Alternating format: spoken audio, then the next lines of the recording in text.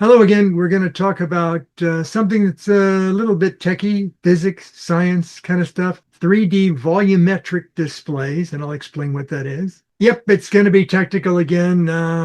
Most people have never been exposed to some of this stuff, but that's okay. You can always look at it later or just sort of let the stuff that is not in your bailiwick at the moment kind of fly by. And if you want to come back later, you can always watch the video or read the PDF. There's underlying physics here that does exist. It's just some folks have glued it together. And yeah, the underlying physics and stuff is real. It's just somebody finally connected the dots, and it's in a lab. It's not a commercial offering. I think that's going to get there given that they've had reasonable success with it. So enjoy the ride. People have probably gone to movie theaters and worn either the two-color glasses or the electronic, like gray flipping shutter glasses, or they bought into the heads-up displays or were at a friend's house and worn the goggles and things like that. But this is completely different. You don't need any of that stuff. You can look at this without any form of glasses or heads-up goggles. It's initially monochrome, it's single color, but there's nothing really stopping it from being in multiple colors. It borrows from optical tweezer technology to position and excite air molecules in something called an optical trap, and it illuminates by exciting air molecules, but not to the point where it ionizes them. It uses two infrared lasers to create individual spots in 3D space, and then it uses a color laser to make the spot a particular color. And it uses something called nonlinear optics, or NLO, and it uses that for both steering where it's going to put the spot, a voxel, or illuminating it. And it needs to move around and make these spots so fast that mechanical things won't work. So it's not actually using spinning mirrors to, like a laser light show, move where things are. It's using nonlinear optics. So here's a picture of it. That's not an artist rendering. That's actually a picture of it. The giveaway here is, first of all, it's only one color. The second thing is, if you look in the background, the dark thing that's there, that's a keyboard. See the individual keys on it? That says, gee, this is pretty small. Yes, it is. But you wouldn't know that by looking at the picture because you have no scale reference until you realize that it's a keyboard in the background. So it's creating points in three-dimensional space, and then it's illuminating them. Anything less than this is not a true 3D volumetric display. Volumetric just refers to the fact that it's in 3D space. It's like a volume. They use the optical tweezer technology and something called two-photon physics to excite the air molecules as voxels and then to illuminate them. The duration of the laser pulses are extremely short and high energy in very small spots. The laser pulse's duration is on the order of femtoseconds. That's 1 × 10 to the minus 15th second. And a nanosecond, a billionth of a second, is times 10 to the minus 9. So it's nanosecond, picosecond, femtosecond to get to the minus 15. Very short-lived, but it has to do that very rapidly to keep all these spots illuminated. And as I was saying, timing considerations. It's literally scanning three-dimensional space, creating all these dots, and then illuminating them. And it has to do that again and again and again and again because the energy will disperse. How do it do that? Nonlinear optics. The physics discipline of nonlinear optics, or NLO, is if you think of photons, when you create photons, they move off in a particular direction in a straight line, unless affected by gravity. But they move in a straight line. There are crystalline materials that exhibit a characteristic known as birefringence inside the crystalline lattice of the crystal. And a popular material for that is lithium niobium oxide, or lithium niobate, and that's LiNBO3. If you throw a high voltage at low current through that crystal, it changes the index of refraction of the crystal. And if you do that dynamically, as the beam passes through the crystal, you can actually steer the light coming out of the crystal. And so that's the nonlinear optics aspect of this, is it's doing beam steering. The angle difference that it can put in the stream of photons is about plus or minus 25 degrees. So it's not going to get all the way down to 90 degrees in either direction. It's fairly narrow. If the thing you're trying to project, the voxels, are far enough away from the laser, then 25 degrees is no problem. You can see there in the image at the bottom, if the vertical line is too close to the laser, the narrow swing angle of 25 won't get it. But if you put the voxels further away to where that third line is, now it can fit within the beam angle. Nonlinear optics is used in fiber optic data communications at the gigabit level, at the billions of bits per second, for both directing beams to like channel optical beam switching, or to switch the beam off and on to actually modulate or encode data values onto the beams. If you put two of these lithium niobate crystalline structures with the electrical voltage on them at 90-degree rotation of their crystalline axis, you can actually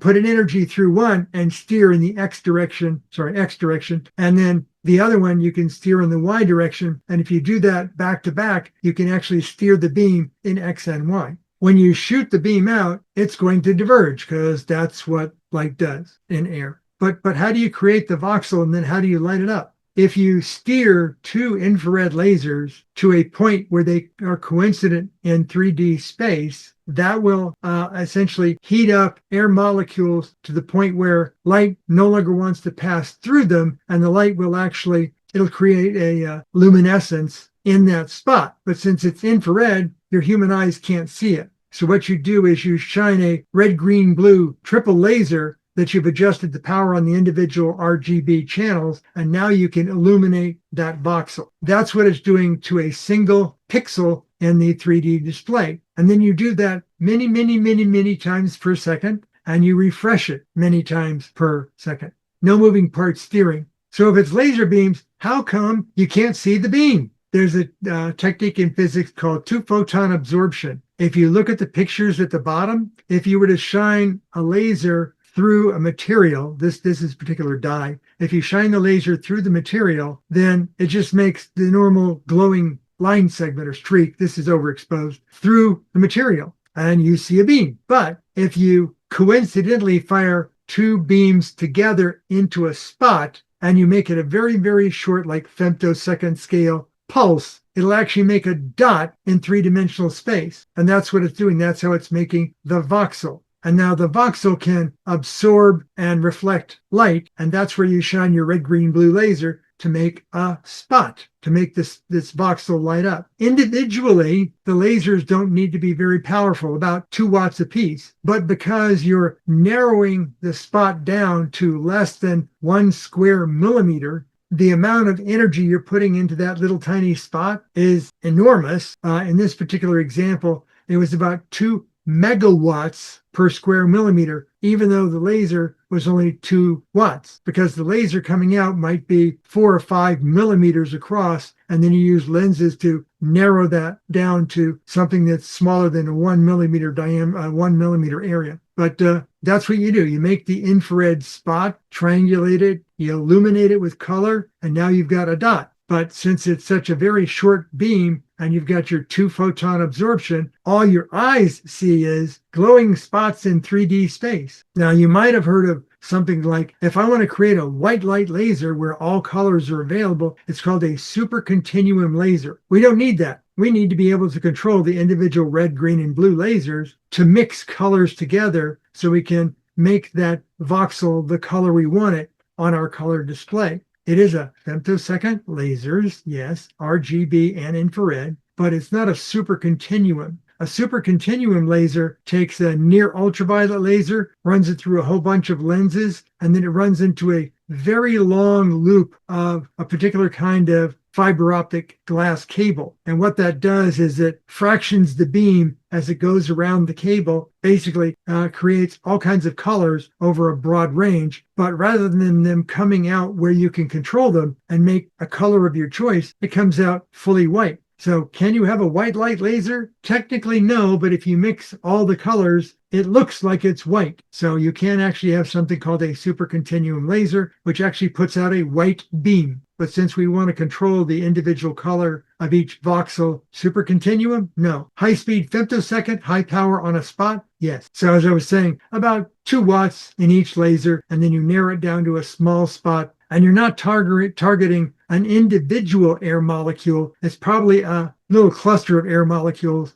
because an individual air molecule is 4 times 10 to the minus 10th meters. So it's smaller than a nanometer. And you need something a little bit larger than that, because if you make it too small, it's going to be so small that your human vision won't be able to see it. So it's got to be a little bigger than one air molecule, maybe a bunch of them in a little clump. Collectively, you want to put about 25 watts into that small space, but not too much, because you don't want it to glow like a giant ball. You want it to be a spot, just enough to create that spot, not enough to like move the air molecules around or to ionize them and make them glow. You just want that spot in the air to be such that when you hit it with the red, green, blue laser, it'll actually make a little spot glow. It's finessing, not muscling. If you think about the old cathode ray tube displays, they would actually take an electron beam and run it back and forth and up, down, up to the top and then down again to scan. And that's how you got your CRT display. This is kind of the same thing, but instead of just being one two-dimensional flat display of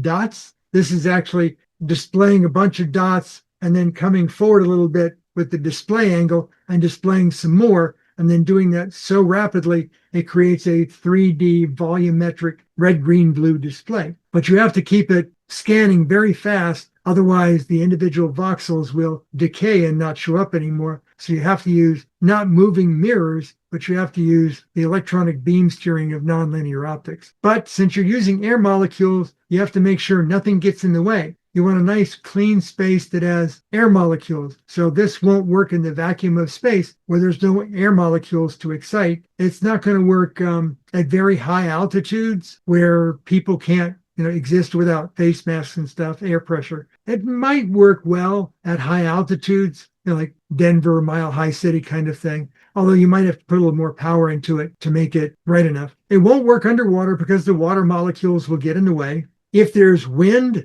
or dust or rain or smoke or sleet or snow or sandstorms, obviously it won't work. You have to have nice clean air, because the scanning angle and how many dots you want to display, how many voxels you want to display, is going to vary with what you're trying to show off and how deep the display is. You kind of have to calibrate this whenever you start it up, whenever you're going to display something, and you have to get the infrared lasers to coincidentally align on each one of the spots. And the way you do that is add a camera that can see what you're doing. And you can swing the XY axis to its limits in X and Y. And then you can use higher power to just light some dots. And now you can see if it's angling correctly and giving you the correct depth. And then once you find out that it's calibrated and all the dots, all the voxels are now collimated where you want them, now you can switch the power and the colors back to what you want, and you're ready to go. Now I'm going to show you some 3D displays that you might think, oh, I've seen those before. That's what this is, right?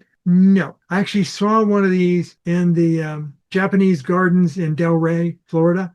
They had these. What you do is you have strings of electrical cable coming down from the ceiling, and on the electrical cable are LEDs, like just periodically LED, LED, LED, and these are color LEDs, so they can change colors. That's those black vertical lines that you see is where the LEDs are turned off. But it's not just one flat grid of LEDs, it's actually got LEDs in depth. So it can show things in 3D, but you can see the individual dots. So the density, the number of LEDs per cubic meter is fairly small. And it has to actually have the ceiling unit in place and the floor unit in place, and they have to be drawn tight to make all of the LED lines be where you want them to be. Otherwise, they'll move around a bit because the lines aren't taut. So this is not a true 3D volumetric display. It's kind of a 3D display. It's using forced perspective to make it look like it has depth. And the LEDs are actually in 3D depth, but you can't interact with it. You can't like put your hand in it and move things around because all those vertical strings get in the way. And this was something I found out about. Samsung created 3D parallax display monitors. Very expensive, a niche kind of thing because they're not that great at what they do, but they are a thing. It's the Samsung Odyssey display series. What they do is they now have LED displays that have so many individual pixels in them that they can burn through some. They can put lenses on some of them and not lenses on others, and actually make a different image show up on those other pixels. So you actually get the left eye, right eye, slightly different image angle through parallax, and you look at it and it looks 3D. So this would be the same effect of you watching a 3D movie where you have the shutter glasses or the contrasting glasses, but it's in color. It's not really 3D. You can't like get up and walk around it or put your hand into it. This one I haven't seen as far as a display goes, but I've seen it demonstrated.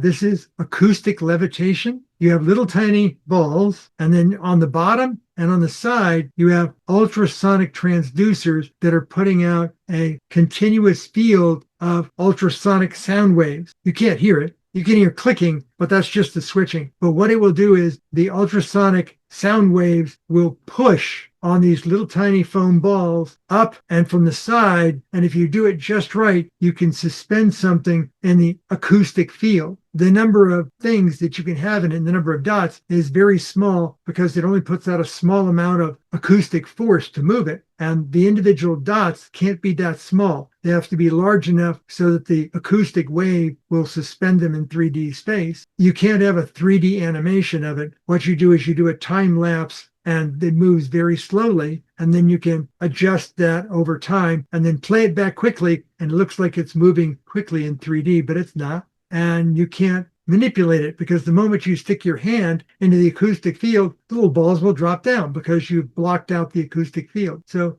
not a true thing. Well, it's not a true volumetric 3D display. This one's similar, but instead of using acoustic sound to push on things, it actually uses lasers. And the lasers are steered using nonlinear optics. So the laser beam is pushing on the little tiny foam balls. And it's moving it around in 3D space relatively slowly because the little ball has mass and it's moving it through air. If you do a time-lapse image of it, you can see things like the corkscrew there on the right. And it requires an illumination source that's bright so you can see the individual blobs. Now, since it's using light to move things in 3D airspace, it's a perfect example of radiation reflection pressure actually being used in atmosphere. It's not a true 3D volumetric display. This is an early example of a volumetric projection display. It looks like it's in a giant clear tub. The tub is actually empty. What it's doing is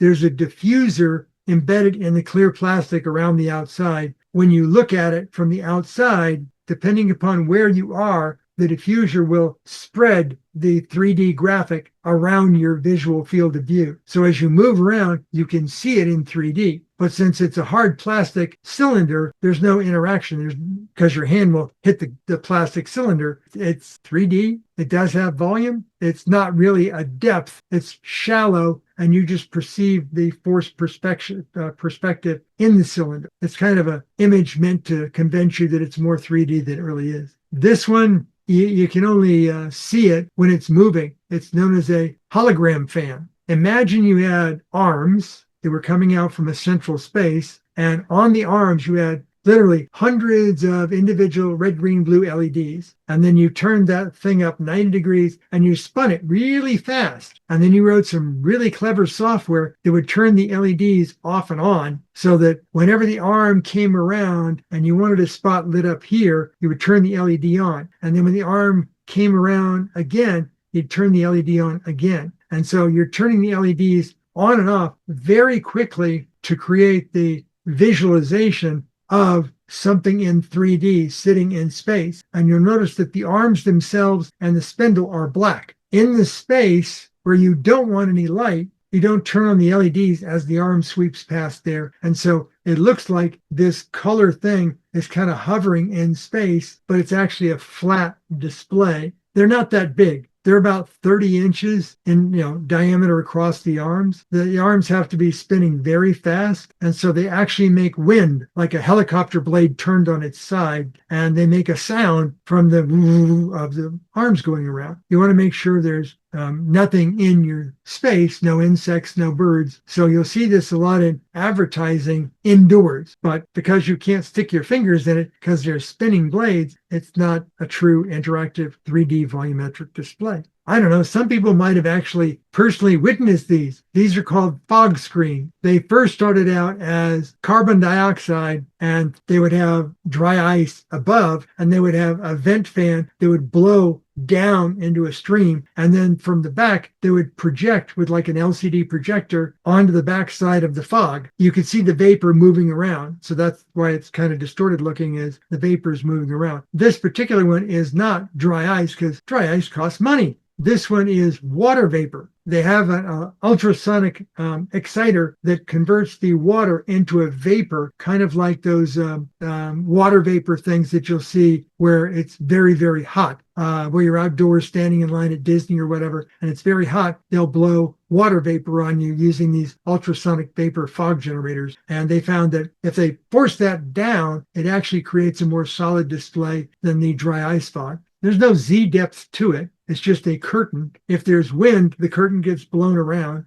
If you walk through it often enough and it's ultrasonic water vapor, you get wet. The other thing you have to worry about is, since it's water, and water has a different wavelength absorption than just pure white light, it'll work anything from cyan to red. Deep blues or dark colors won't show up because they'll be absorbed by the water vapor. I did see one company tried to make this thing 3D interactive. And what they did was you would wear an ultrasonic 3D interaction glove, like a Mattel Power Glove kind of thing. And as you moved your hand into the fog would move. Instead of having a fixed rod producing the fog, it had a giant flexible tube, and there were actuators that would move the tube around so it would push horizontally on the fog. Very low resolution, but they showed they could, kind of make it 3D. Now this one, it's definitely for advertising and promotional purposes. If you look in places like Times Square, Tokyo, places in China, enormous LED panel displays. They're 2D. They're flat, but they wrap them around the corner of a building.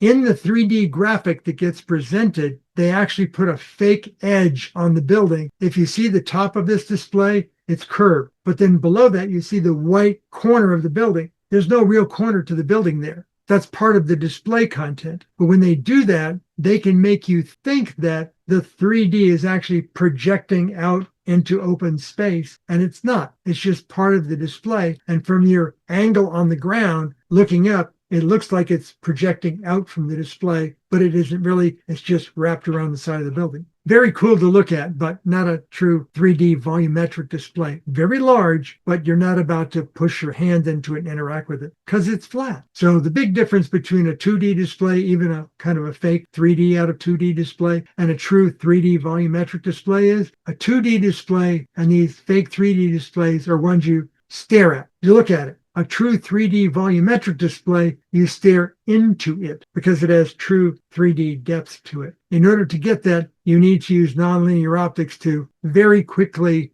bend the beams and very short duration laser pulses to make the individual voxels or pixels of the display. Then there's the privacy issue. If you're sitting somewhere in a public space and you're looking at your tablet or phone, it has a very narrow viewing angle. So even if you're looking at something that looks 3D, it's a flat display, and people left, right, and in front and behind you can't really see what's on your display because the display panel has a prismatic clear panel on top of it that narrows the viewing angle. So that 3D display is not coming up from the display. You're looking at it, and it looks 3D, but it's not really. People around you can't see it. If you have a true 3D volumetric display, it's going to be in 3 dimensions above the display. And so people around you can see it as well as you. They'll see a different point of view, a different angle of view than you because you're looking from here and they're looking from there. It won't be as private. That's one of its downsides, plus one of its upsides,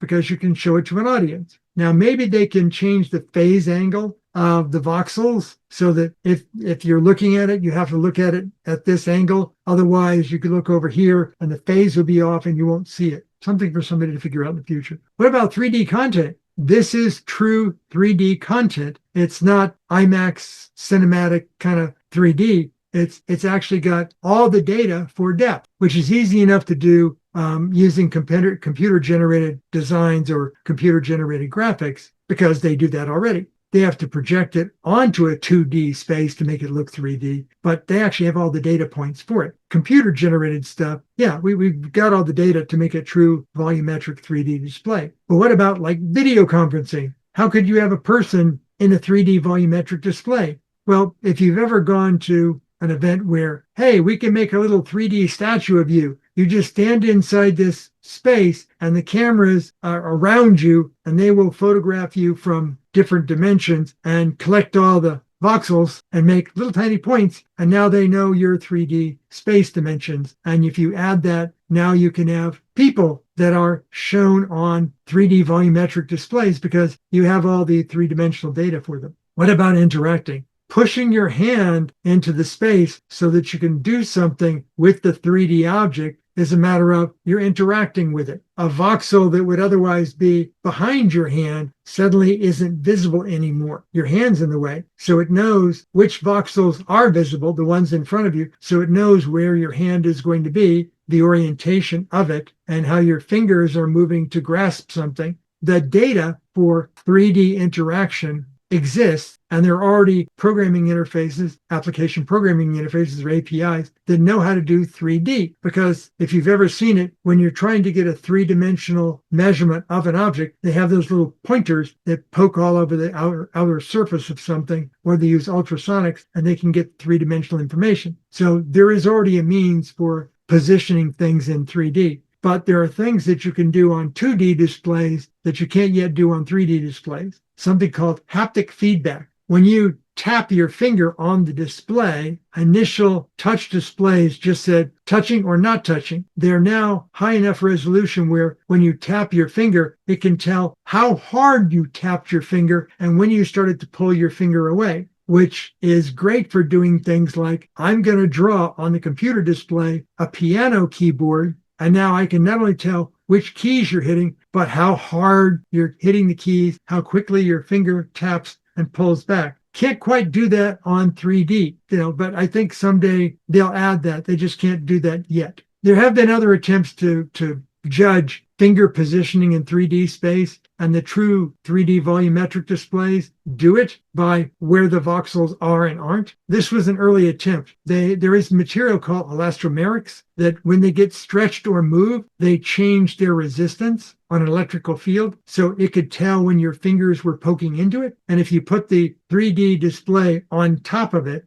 and you don't illuminate the elastomeric bands as you see here, if you mush your fingers into it, then it can tell where your fingers are. It can't tell pressure between the bands, and it can't tell when you rotate your fingers. This was like a short-lived attempt at doing 3D interaction. Obviously, there's room for improvement in all of this stuff. The initial offerings are lab-based displays. They're not commercial high-volume product offerings. They're currently one color, monochromatic, and they're low resolution. The total number of dots per square area is fairly small when you compare it against current high resolution regular 2D displays. Because the computers have to be calculating things very quickly, there's a lot of heat that the computers generate. And there used to be a lot of power, but they found a way to reduce the power, like don't display the voxels you don't need. In other words, not only don't illuminate them, don't even bother creating the voxels. And that saved a lot of the power. Unlike a 2D display, which just has X and Y pixels, this has Z depth pixels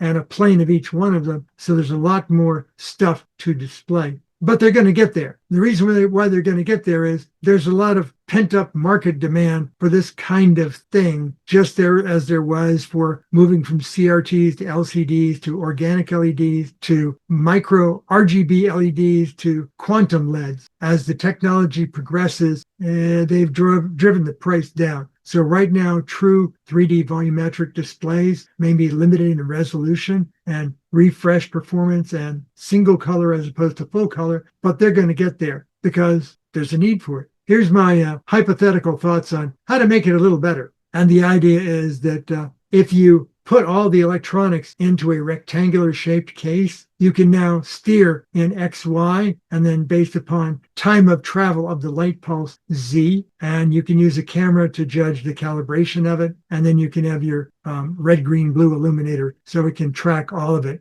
This is just sort of my brain fart as to how they might improve it somewhat. they're not listening to me. I'm not speaking to them, but I saw their shortcomings and went, hey, maybe you can improve this thing. Why you would want this kind of display? There's going to be demand for displays like this in all kinds of presentations, physics, aerospace, certainly military, spacecraft. If you think about it, if I've got a 2D display, that has a certain physical weight to it. If I can make a bigger display and make it just a rectangular, single-sided thing, it'll be much lighter. And lighter weight things make the rocket lighter to make the liftoff weight lighter. And so once I get the color and the resolution up and have the 3D interaction with it, this kind of thing is going to wind up in spacecraft. I know it will. It won't work in the vacuum of space, but then neither do astronauts. They need a spacesuit. They need a pressurized craft. And the number of dots, the number of voxels density in 3D space is going to improve. The first thought I had with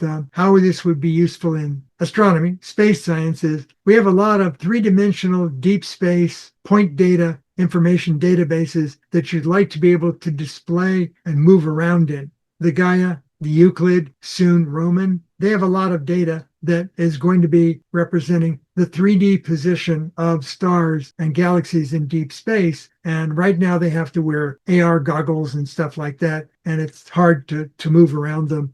So this kind of display will improve things. Even if the price doesn't come down to commodity levels, I can see this being used in astronomical research labs. But you've seen those hologram fans? Those are fairly popular in large buildings that have huge open space to display 3D advertising. This would do it much better once the price comes down somewhat. But it doesn't have to come down much because those hologram fan displays are quite pricey. If it comes down another notch in price and up in resolution and color, think about museums. Right now, if I have a group of people that I want to show something, and I want to be able to walk around it as the docent at the museum and talk about things and interact with it, this would be excellent, because instead of having a physical display that I have to, set up and tear down, and I can only do one museum exhibit at a time, all I have to do is just change the graphical content, and now I can have a display area that can display multiple topics, or I can easily replicate that as multiple displays around my museum, and I can change what's being presented just by changing the digital content. I think museums are ultimately going to like this as soon as the price comes down. I think if you've seen like sci-fi movies and things like that in cinema and such, 3D live conferencing, I think that's going to be a expensive niche gadget, because you need 3D cameras for everyone in the conference so you can catch their 3D position and data. And then you need a 3D display at each place in the conference. So until the price gets down quite a bit, you may see some show-off kinds of things to say, look, we've got a live 3D conference going on. That's still going to be expensive for a while. So the way all this came together was you just had some people at a university in China that went, hey, I know about this, and you know about that, and you know about that. What if we did all this stuff together? Wouldn't that be cool? And so, they created a true 3D volumetric display, low resolution, monochrome, very small area, but they did it. But then again, on Star Trek, the original series, they had these flip open things called communicators. Who would ever want that? They didn't exist until somebody started going, hey, I think that'd be really cool. They're going to be expensive initially, but eventually it's like, why even bother flipping it open? Just make it a flat tablet display, a flat phone display. And now we want to make it even smaller. So, it's foldable now. As soon as these things look cool, somebody's going to go say, how much would it cost to actually make one of those things workable in the real world? So they see the various things at the core of it and go, if we glue together this with this, with this, with this, with this, we can have that. You can put together these disparate technologies to create something that otherwise wouldn't exist. Humans used to be pretty good at this stuff. I remember the James Burke series Connections many years ago where, I saw that and you saw that, and we put that together, and now we have this. Open-minded people going, let's glom all this stuff together and get something new and different. People were open-minded engineers that saw a broad spectrum of things, and then they put them together and went, look, something new. We don't do that as much, although there's obviously a few people at a university in China that have done this, but we don't know everything that's possible out there, and we're discovering a lot of quantum physics that we didn't think were possible at large scale, but at the quantum level, they certainly are, and we create metamaterials and such out of that. There's more to be discovered. So connect some dots. So 2D displays have been around for a long time. They started out as monochrome cathode ray tubes and have progressed over the years. And people now have large screen TVs in their homes for not an enormous amount of money, certainly less than the tens of thousands they started out. True 3D volumetric displays, once they come down in price, they're going to be the next best thing since sliced bread, because 2D displays are kind of running out of steam. But how many people used to look at the Dick Tracy comic strips in the funny papers? He actually had wrist TV phones before Star Trek communicators existed, and then they became mobile phones. Well, you probably watched some sci-fi stuff where you've watched Tony Stark making things in 3D. You might have watched Agents of S.H.I.E.L.D., that's AOS, and they had this table that originally started out as a Microsoft Holo table, which was actually just a 2D display. There was a touchscreen display, big table. They did some computer-generated graphics and made it look like they had a 3D volumetric display that they could interact with, but it was just movie magic. But once we start moving down this path of making something that just came into existence better and better and better, you're going to start to see coming out of the woodwork where all these useful device interfaces work in 3D volumetric space. The first thing that comes to mind is, oh, my mobile phone.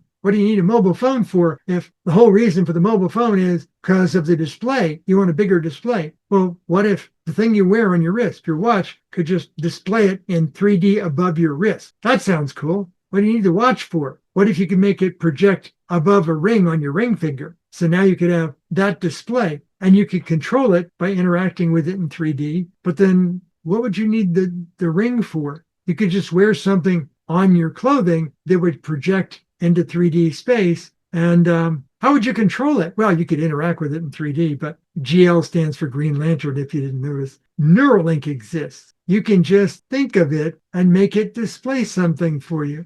Come on, somebody get out there and connect the dots. Take Neuralink, take the 3D volumetric display, and have somebody with a Neuralink display something in 3D space based upon thought. That would be cool. And then lots of links.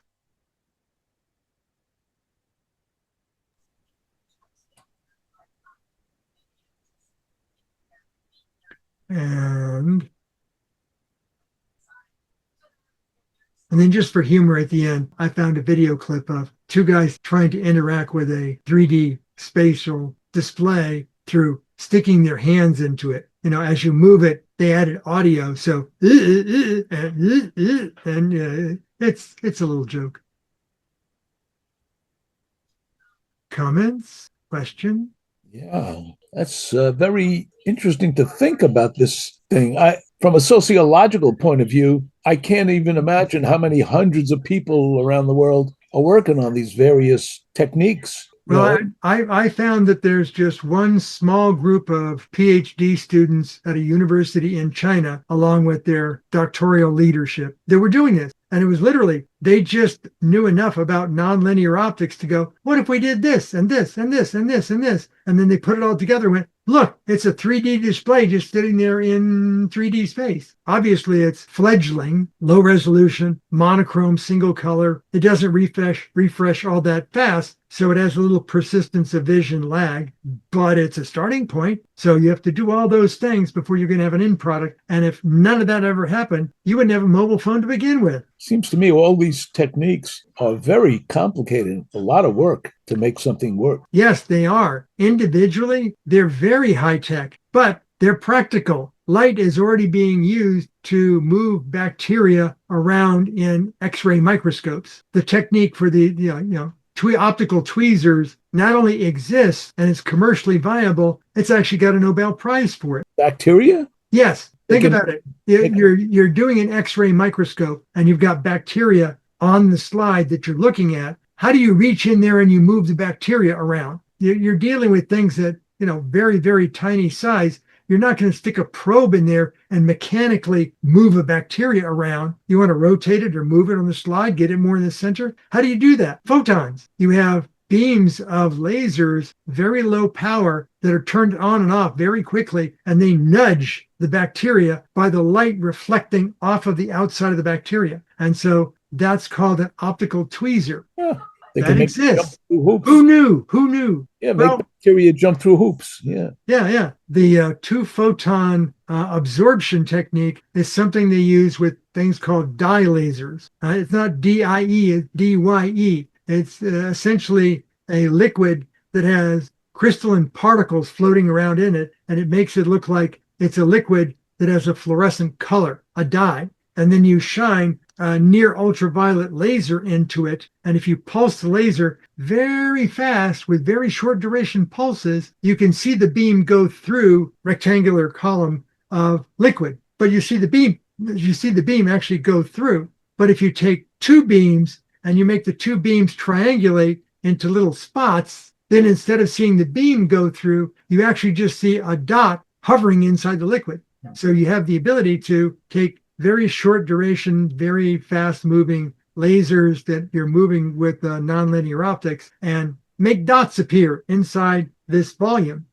You're connecting dots. You're taking various technologies, each of which is very technically high minutia, and you're putting all that together and going, if I take this with this with this and I do it all, it gets this, and you get something that's like an engineering model primitive version of it, but it's a proven concept. Now it's time for the rest of the technological community planet-wide to go, hey, that's cool. What if we improved it by doing this or this or this? And you can see things grow from that. Okay, any other comments or questions before I stop recording?